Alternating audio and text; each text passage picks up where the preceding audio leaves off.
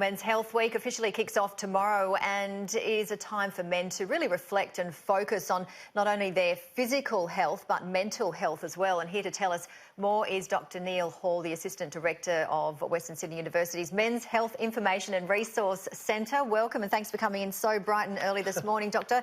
Let's start with the biggest issues that men are facing health-wise. There are a number of things that are happening for men around the country. I think probably the one that is the most significant and the most alarming is the current suicide rate amongst men. We know that of the 8 suicides per day in Australia, 6 of those are male. And why is that the case? I think there's a number of things that go into that. There is some truth in the idea that men tend to not talk so much, but I think there's much broader things going on. We know, for example, that of all the suicides that occur in Australia, close to 70% of those are people who are not employed at the time. Mm-hmm. And so there's something to do with unemployment, there's something to do with a lack of purpose, a lack of identity that comes from having a job that's playing a factor. So how do you think we can tackle this, Doctor? Well, there are a number of ways I think that we can go about addressing the issue. One is to draw attention to it, which is kind of what the purpose of Men's Health Week is, not just about suicide, but among other things as well. I think there are some broader ways of tackling it that perhaps are beyond the scope of the individual. For example, if we're trying to work on unemployment, that's a big policy issue.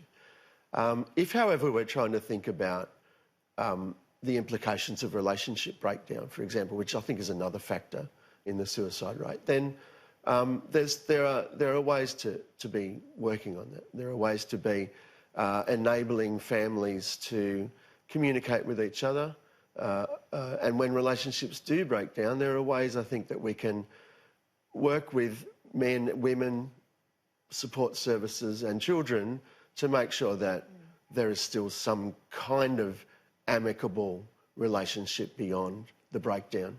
Absolutely, and to take away the shame of crying and showing vulnerability, which is obviously so important to express yourself. Yeah, I think men express themselves, but perhaps differently to what, say, women do. Women are more familiar with the idea of communicating their emotions. But men perhaps do it in a different way.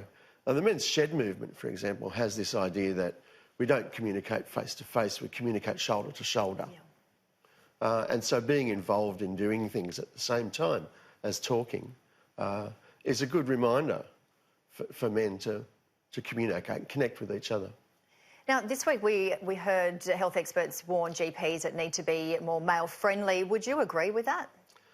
I think there are some ways that support services and GPs can change their practices and even change the look of their outlets to make them a little bit more male-friendly.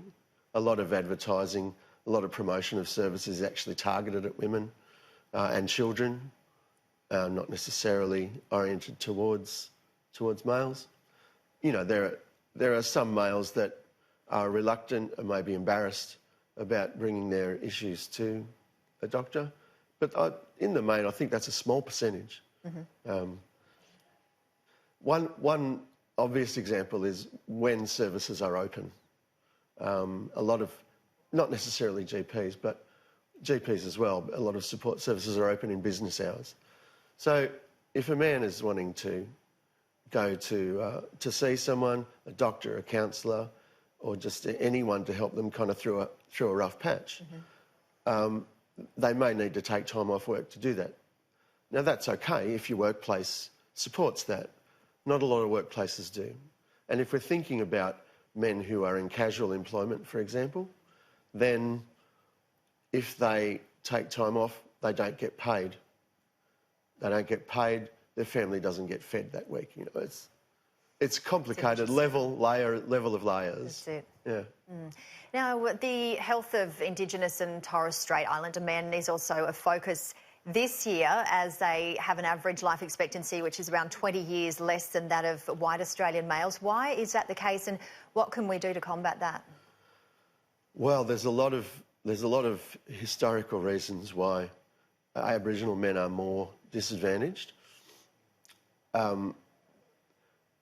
Without getting into too broad a social analysis, there are issues obviously around dispossession of land and disconnection with culture, the poor treatment that they've received at the hands of successive government policies. But there is something about the connectedness that is between people that seems to be more important in an Aboriginal community, in an Aboriginal culture. It's a collectivist kind of culture.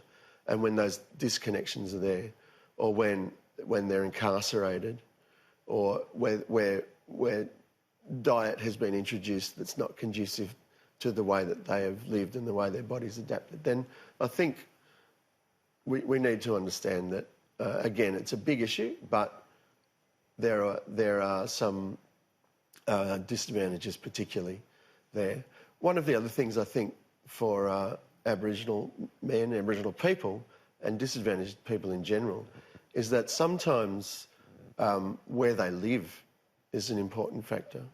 And if they're a long way away from support services, then obviously it makes it harder for them to get help when they need it. But sometimes people don't have a choice about where they live either, and where they're living in geographical areas, even within Sydney. It can be characterised by violence, or characterised by crime, or characterised by isolation. I think there are things that we need to be able to address there. Now, one of the projects that our centre actually runs is there's an Aboriginal men's shed in Mount Druitt, and that's been set up as a suicide prevention service with the support of one of the local Catholic churches. It's been a partnership we've been engaging in for about 12 years. And the suicide rates in that area have dropped significantly since we were running that. Isn't that fantastic? And finally, what can people at home perhaps do to get involved to help raise more awareness? Yeah, I think people in the general population will probably be startled by some of the statistics that we're talking about. And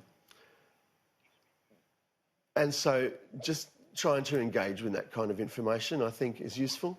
But have conversations with people about it. Have conversations with your family. Have conversations with your neighbours. Look for ways in which you can support the men in your families, support the men in your communities. Look for ways that, some of the people that are struggling with their identity, for example, around gender, can be supported in ways that, and they're not being supported at the moment. So on a lot of levels, we can address it individually, we can address it as a family, as a community, and we can address it at policy level. One of the really amazing statistics and pieces of research that has come out of the UK is that if a man has 3 good friends, he's likely to live 7 years longer. Wow. And have a better quality of life in those 7 years. That is amazing. It is amazing. You got 3 good friends? I've got 3 good friends. Good. You'll live 7 years longer. I hope so. There you go. Thank you so much for this information. I mean, it's just extraordinary what you guys are doing, and raising awareness, of course. Tomorrow is the start of Men's Health Week, so I wish you and your team all the very best, and thank you very much for coming in this morning, Dr. Thank you, Neil Jodie. Hall. Really appreciate it. And if you or anyone you know is feeling distressed, you can call Lifeline on 131114 or visit lifeline.org.au/get help.